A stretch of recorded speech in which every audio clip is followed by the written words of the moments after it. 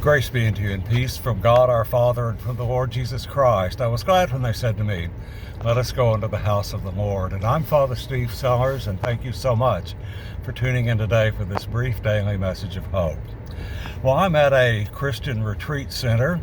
There was a Catholic a prayer breakfast this morning, and I was privileged to be here. I'm down near the Gulf Coast today in Dickinson, Texas, a small community, just 20 miles or so south of NASA, the National Aeronautics and Space Administration headquarters. And it was wonderful to gather with a group of people to just spend a little time focusing on what God is doing in the world today and in our lives. It's important that we remember that we are connected one to another. You know, we're living in an age where connections are fraying at the seams and people are drifting apart rapidly. The isolation we've been in for the last 2 years because of the COVID-19 virus has done great damage to our nation and to the world.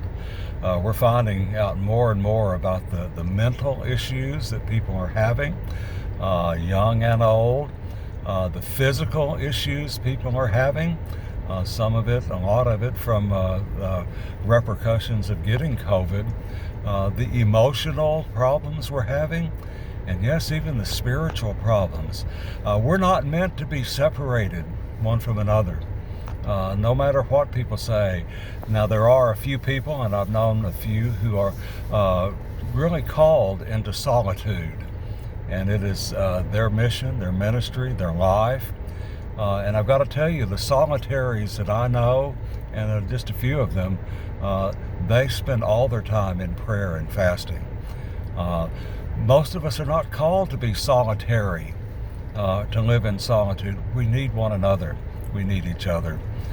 We need to stay in contact, and we're learning now that connecting by Zoom or by conference call or video calls and conferences, that doesn't suffice.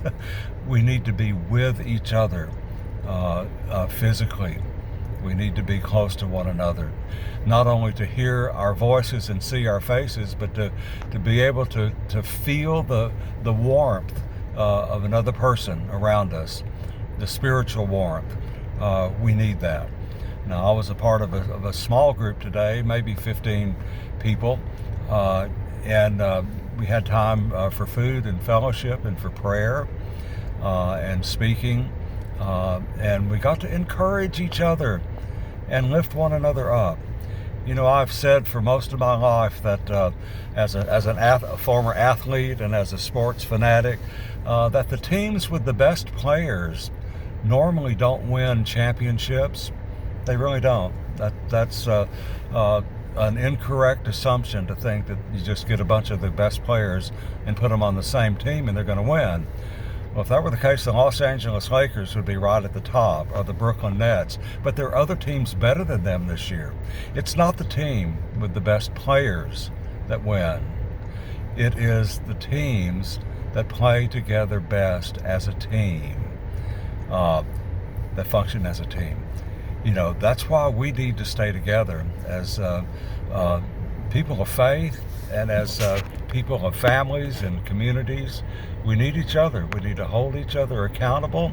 We need to give each other encouragement, and we need to do it together. And yes, we can do it through just praying one for another. That's the most important thing to do. But we can encourage each other by remembering to come together when we can. Don't stay isolated. Stay connected to those around you, and remember that God is with you wherever you go. And whenever 2 or 3 are gathered in the name of the Lord, He is there with them, and He's always with you. I hope you have a blessed day today. The weather is changing dramatically today. It was a little over 70 degrees here in Houston yesterday. It's in the mid-30s right now, going down into the 20s. And there are ice warnings and snow warnings all over the state of Texas now, and that's what happens in winter in Houston. It goes from 70 down to 20, and then it goes back up to 70 and then back down to 20. That's what we do here, and we need each other. And remember, the Lord is with you and He loves you. Have a blessed day today, and God willing, I will see you here again tomorrow.